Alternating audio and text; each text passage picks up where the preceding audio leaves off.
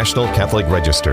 This is Register Radio, bringing light and clarity to the news and topics that affect your life. Election Day in the United States is just over a week away, and throughout this campaign season, there's been much misinformation, especially over abortion laws, particularly how they impact women who are miscarrying or experiencing medical emergencies.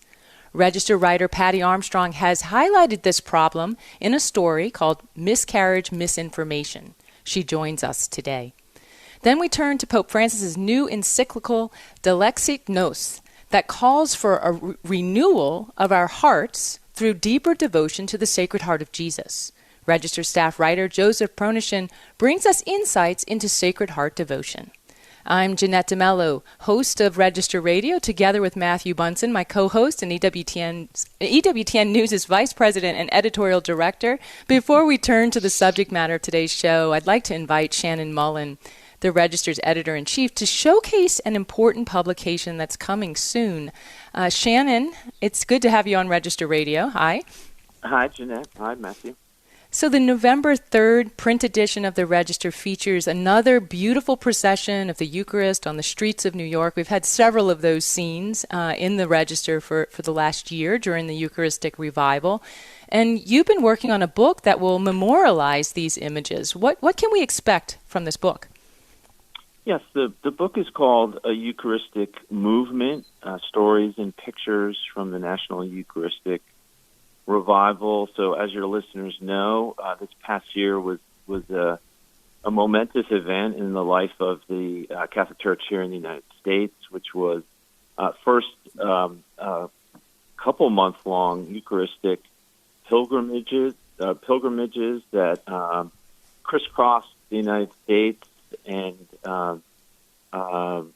culminated in Indianapolis, which was the site of the National Eucharistic Congress. So EWTN News had extensive coverage of that, and part of that was photojournalist Jeff Bruno, who was, we sort of parachuted into the pilgrimage routes in different parts of the country. And his images, as you know, are just amazing, very moving. So this book is really by Jeff. It was a labor of love for him to chronicle the Congress and the pilgrimages, and that's reflected in these just really beautiful hundreds of images and some stories and reflections. So it's been a wonderful project to be involved in.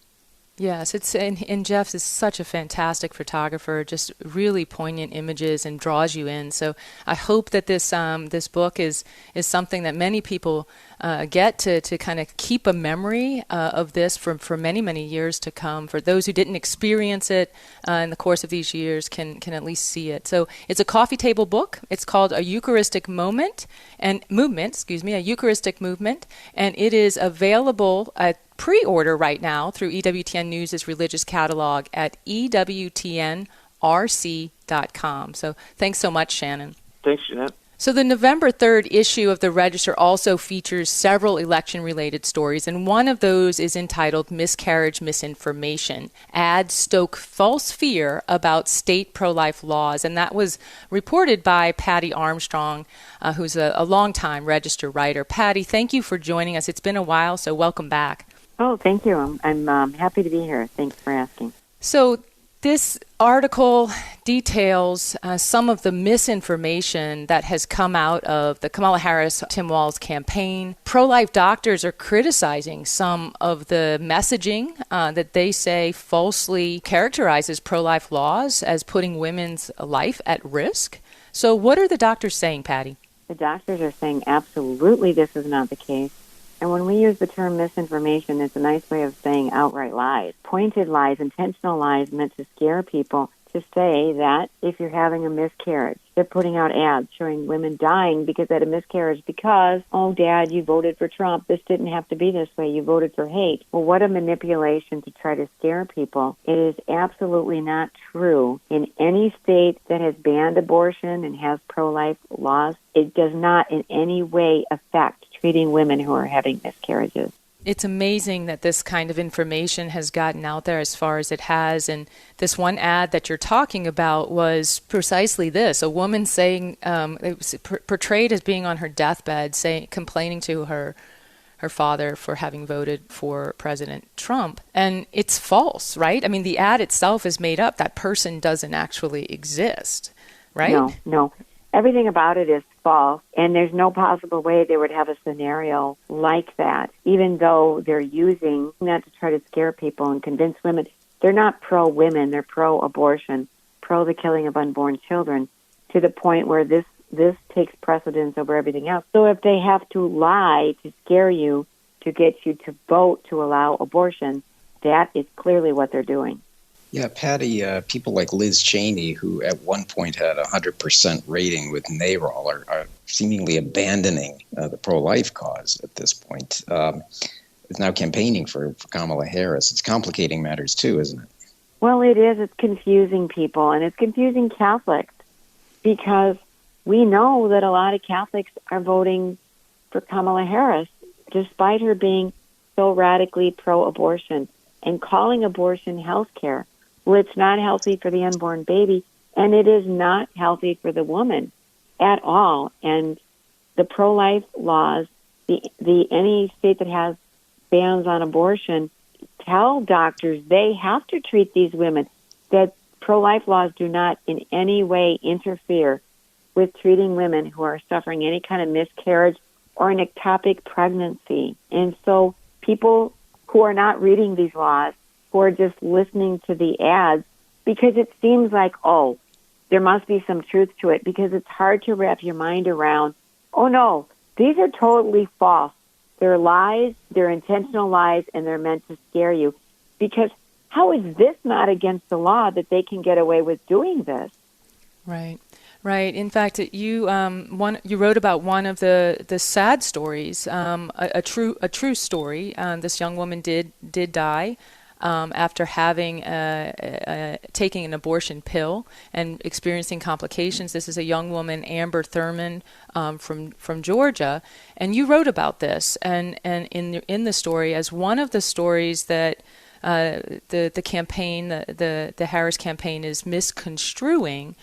And I found it very interesting that the Georgia Health Department had to put out a statement to make clarifications. Can you describe what the misconstruing is and what the clarification was? Yes. So Thurman took the abortion pill and she suffered complications. She was pregnant with twins. And I believe she was a mother of a young son also. She delayed going to the emergency room, and they delayed treating her. Mm-hmm. So the pro-abortion politicians are saying she died because of the pro-life laws, the anti-abortion laws in the state of Georgia. But she didn't die because of that, and the Georgia Department of Community Health issued a statement regarding misinformation saying in the state of Georgia, abortion is permissible at any stage of the pregnancy to save the life and health of the mother.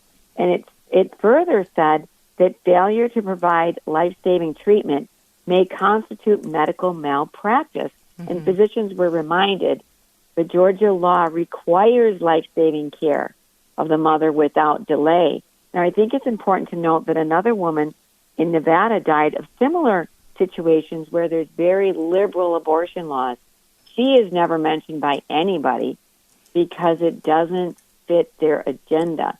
So one woman, supposedly, they're using her to advance abortion, whereas another woman who died of the same situations is never mentioned because it doesn't suit their agenda. I mean, it is a tragedy. Yes, you write about that, and I think it was Katie Daniel, the director of state policy for the Susan B. Anthony Pro-Life America group, and I think it was Teresa Tomeo as well from the Catholic Connection, and they pointed out how the media bias, there's media bias in some of the way this is being reported. Just as you said, one story is told because it's in a pro-life state and it has pro-life laws.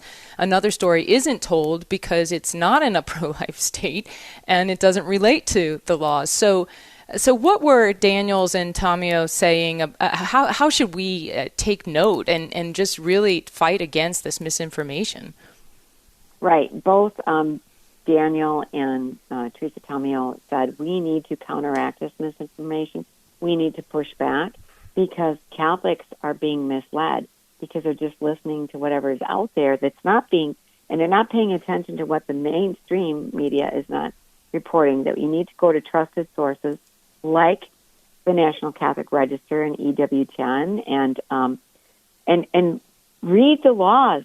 If you have any doubt in your state, read what the law says, because in all circumstances where there are any bans on abortion, there are also statements saying that you immediately treat a woman who's suffering from a miscarriage. Also, women are not in any way, there are no legal ramifications. Even if they had an abortion and suffer ramifications, they would be treated.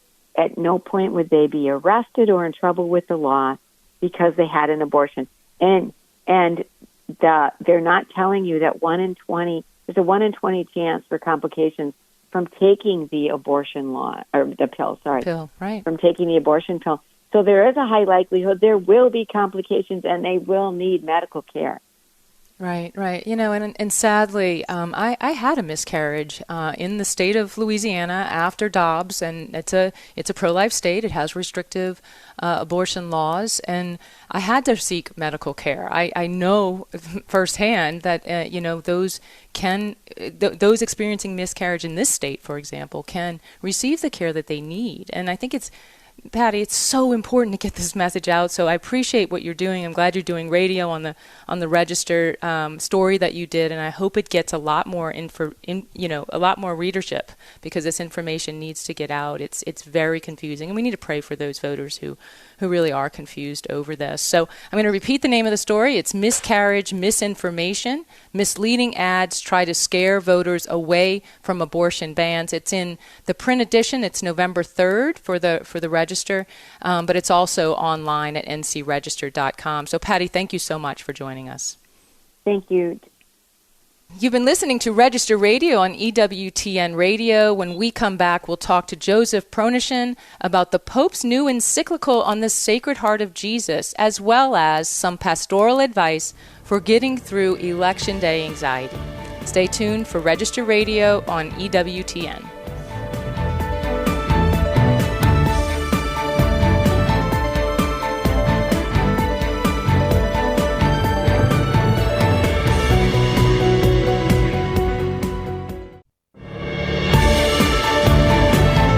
Let's return to Register Radio on EWTN. Welcome back. I'm Jeanette DeMello, host of Register Radio.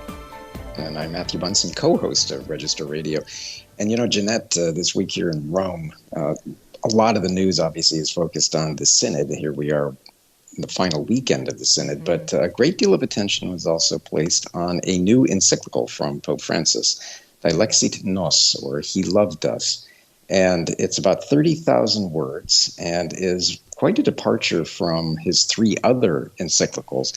This one is focused on devotion to the Sacred Heart and certainly builds on many centuries of Catholic devotion to the Sacred Heart. It represents Pope Francis's own love of the Sacred Heart and love also of really Catholic piety. But it also is something very different in many ways from what Pope Francis has done before for his encyclicals. This is a document that includes insights from Thérèse of Lisieux, Francis de Sales, unsurprisingly, Ignatius Loyola, and Charles de Foucauld, but it also has citations from everyone from the Iliad to Plato to Dostoevsky. Dostoevsky, absolutely, and notably, Pope St. John Paul II. And one of the biggest takeaways for me from this document is how Pope Francis wants us to really focus on the heart of Jesus, on the love of Jesus, and to build what he calls, riffing off of Pope John Paul II quite sensibly, a civilization of love.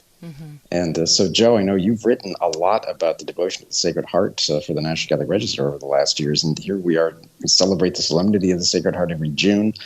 But this is a particular devotion that's about 2 centuries old. How did it start?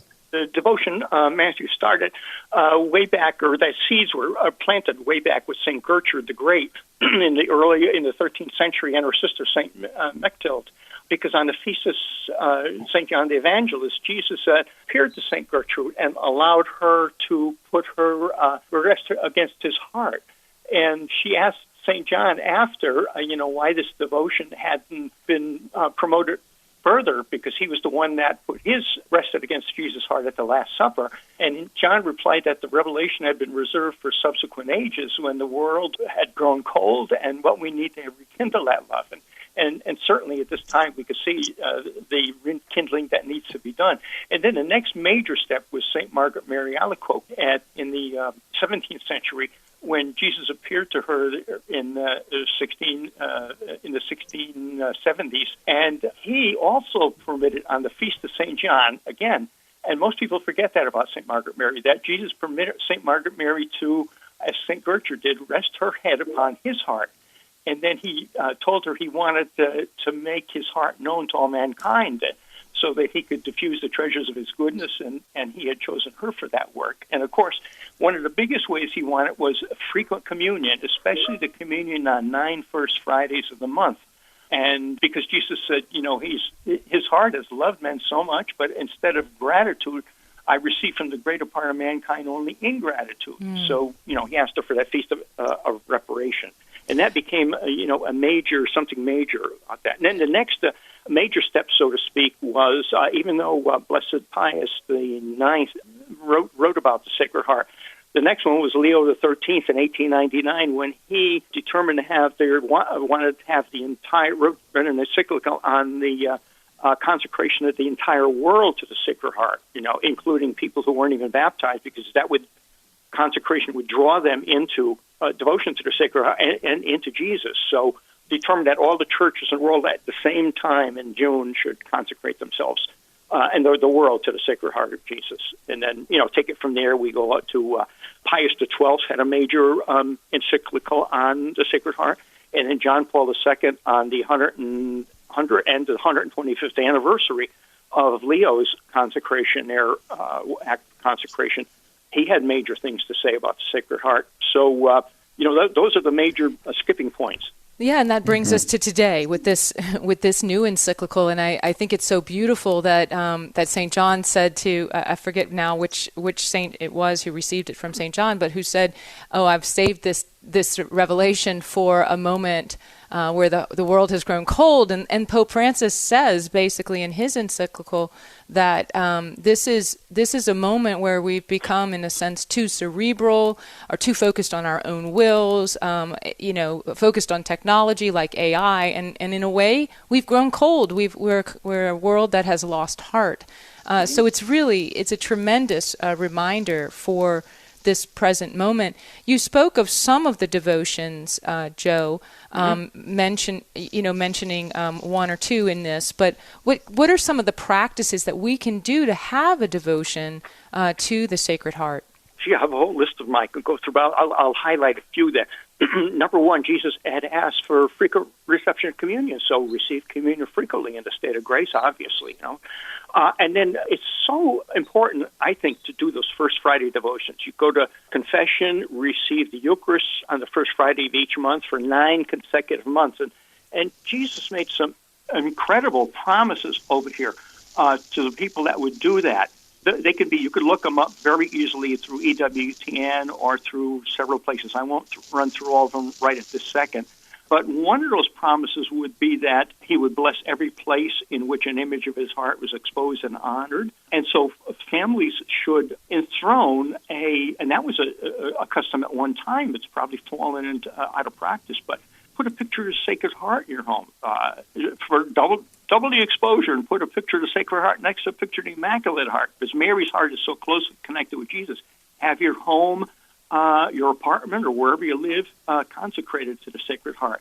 He also said that lukewarm people would become fervent there, and he said that he would give, if you did that in communion on 9 First Fridays in reparation, he would make sure you had the grace of final penitence, and people would not die in his disgrace, as he put it, without receiving their sacraments. I could toss in a quick story over here about a relative who because when we went to school, grammar school, the nuns had us make the 9 First Fridays, and many of us continue it after that. And one of the relatives went to the same school, obviously made the 9 First Fridays. Later in life, fell away from the church because of a divorce and a remarriage. And they went twice a year to the Catholic Church, and that was it, Easter and Christmas. They were very ill in the hospital, and it looked like they were going to be dying. And the person wanted to see a priest, came back to the church, had that final grace that Jesus promised because of the 9 First Fridays. So that is why it's so important. And I'd urge listeners to do that. Make sure you do that. Jesus is not going to go back on any promise. So, that's especially important. So make sure, and celebrate the Feast of the Sacred Heart over here. Every now and then, maybe try to do a holy hour of adoration to the Sacred Heart of Jesus. And, if I can throw this in, too, people are very devoted to Divine Mercy now, which is wonderful. And do you know that is connected to the Sacred Heart of Jesus? Because if you read St. Faustina's diary, St. Faustina says in a number of places she called Jesus by the most Sacred Heart. And that's beautiful. Yeah. And he said to her, look at my most sacred heart. As I fix my gaze, she says, on his most sacred heart, the same rays of light came out as represented in the blood and water and so on for the Divine Mercy. So, and she says several times, over 20 times in her diary, talks about the Sacred Heart of Jesus. Yeah, so I want to get to something that's so pressing for us now in the United States, which is the election. And I know that you just wrote a story. So, Joe, you wrote this. You always write about the Sacred Heart. Thank God, we have that in our history of the Register. You writing about the Sacred Heart, but you just wrote, talking to pastors across the country about what advice they'd give as Election Day approaches. So, what are some of the things that they said to do as we approach election day? Well, one of the things I said obviously is pray. So they all said that, on that, but. I like what Monsignor Charles Pope, who people be familiar with on that, what he had to say, because he said he preaches during the entire year, not just at elections, so people know about the what's coming up in the issues. But who had a really great advice was Father Kirby, who is again, people should recognize him from some of the articles he's done for the Register, and he's a pastor in South Carolina, and he said that it's a civic duty, first of all, to vote, because Pew Research said that there are a lot of Catholics and a lot of Christians. A lot of times they just shirk their voting responsibility, and he says that's actually a moral duty, and it's really a sin of omission. He says when we don't, he says we got to vote. And what are the ways we vote? We have to vote according to our conscience and the gospel, and they are not separate. He says the conscience is formed by the gospel. If it's not formed by the gospel, and by the church teaching, it's not a true conscience over here. So, and he said this in a homily to all his people. What he told me and what I put in the article. But he says, we've got to look to the efforts of human dignity and defend human dignity and promote common good. And he says there are obviously those issues that are absolute moral issues which are non-negotiable, such as the right to life. You can't vote for abortion. You can't vote for euthanasia. You can't vote for IVF, and so on. He says, but, obviously we have the obligation to vote as as Pope Francis mentioned recently too. And so what we have to do is pick the lesser of the two evils in that regard. Who is going to do the most for, humanity and all? He says you have that prudential issue. He says, and people could be on either side of that, so such as immigration. He says, so that's a prudential issue where there's but the others are non, and if you vote for them purposely, obviously, those other issues, he says, that's a mortal sin. He says, you're supporting that, so as Catholic or not. I want to point people to your story, Joe. We're just about out of time here, and I want to point people to the story. So this is a story by Joseph Pronechen, Register staff writer, that can be found at ncregister.com. It's leading our print edition for November 5th, and it's with the title, a line that Joe mentioned, A Duty to Vote, a Reminder to Pray. That's the story that's leading the November 3rd print edition of the Register and can be found online at ncregister.com. We're all out of time, Joe, so thank you so much for being with us today. Oh, you're welcome. Thank you, Matthew. Thank you, Jeanette, for having me on. Love being here. And may the Sacred Heart be our strength as we go to the election booth. So remember, for more news, analysis, and commentary, check out the National Catholic Register online at ncregister.com. Thanks for joining us on Register Radio here on EWTN. Until next week, on behalf of my producer, Michael McCall, myself, Jeanette DeMello, and, of course, Matthew Bunton, I pray that God bless you.